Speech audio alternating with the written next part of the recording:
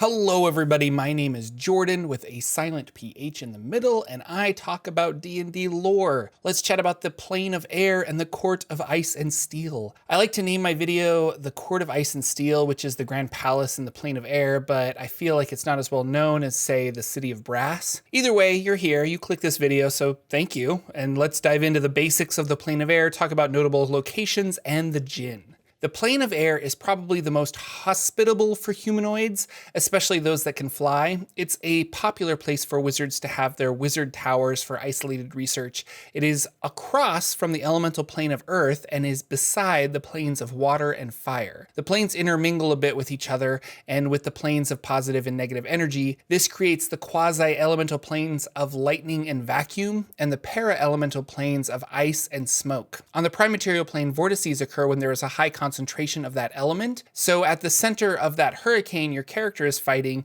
it might be a vortex to the elemental plane of air. The elemental plane of air is an eternal sky. It is completely filled with air with small pockets or bubbles of fog, steam, mist, smoke, and poisonous or acidic vapors. There can also be rare intrusions of elemental fire, which is the fire that burns without fuel. There is very little earth, which would be land chunks, sand, ash, salt, etc. What is found here is usually brought in by intelligent creatures to form habitats, or they are remnants of attacks from the elemental plane of Earth. The elemental plane of air is very blue. There is a light that radiates throughout the plane, but it doesn't have a specific source, perpetually looking like a clear summer day. There is wind, tornadoes, hurricanes, and lightning. Extreme weather is common and storms occur frequently. There is a complex web of air streams within the plane of air known as the labyrinth winds. These range from stiff breezes to powerful gales. Flying creatures must navigate this web carefully. There is no up or down, and groups of creatures tend to agree on what is down, and other non-intelligent phenomena tends to follow that. Rain falls, rocks roll, etc.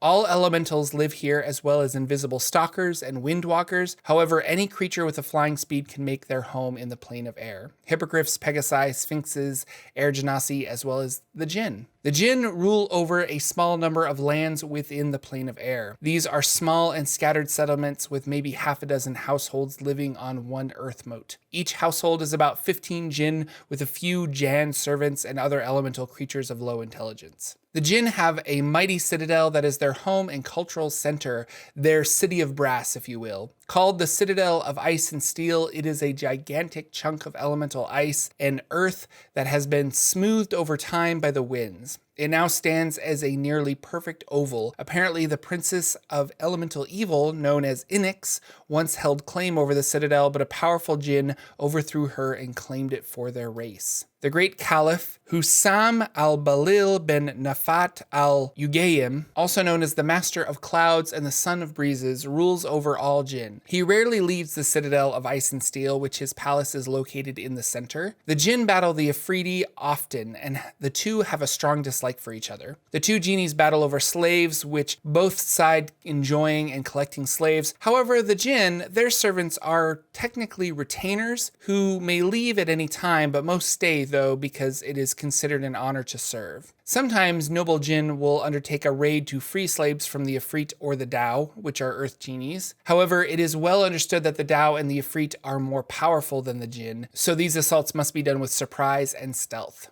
Visitors marvel at the fabulous floating cities of the Djinn, and the Citadel of Ice and Steel is by far the greatest of these cities. The Caliph lives here with his 6x6 advisors. Curiously enough, the Citadel is constantly falling, or moving forward depending on how you view down. The constant motion creates a rush of air, and nobody can force their will to set which is down except for the Caliph. The entire palace is made for flying creatures. There are no stairs to navigate the varying levels. The Citadel of Ice and Steel is partially made from eternal or unmelting ice, a substance transported from the paraplane of ice. This ice is carved like rock, with archways created from steel taking from the quasi-plane of mineral. The Citadel is so big that smaller chunks of rock and ice orbit it. These chunks also house visiting Djinn nobles or the Caliph's own court. The overall population is 15,000 Djinn and 50,000 Jan. Jan being the weakest of genies who reside mainly in the prime material plane in Zakara, the land of fate, but Djinn will take them as servants. There is little production occurring in the Citadel of Ice and Steel. They produce decrees, rulings, and collect taxes, but it is not a merchant hub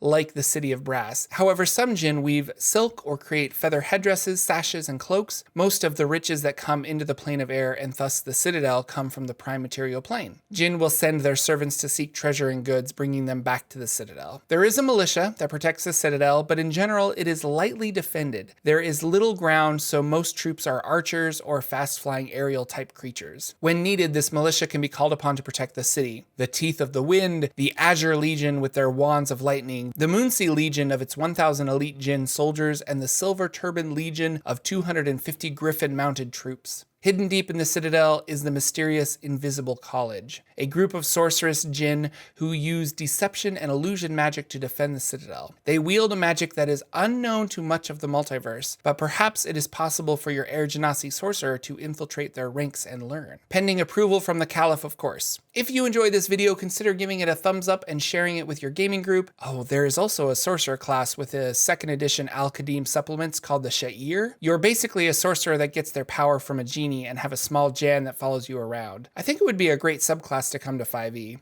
Thanks to my patrons on Patreon that keep these videos going. If you want to support the channel, consider becoming a patron or click the join button and become a channel member. And don't forget to subscribe and hit the bell icon to be notified of future videos. And if you're still here, I run a podcast called the Saturday Morning D&D Show every Saturday here on YouTube at 9 a.m. Pacific Standard Time. We talk about all things D&D and the games we're currently running, so stop by and check it out.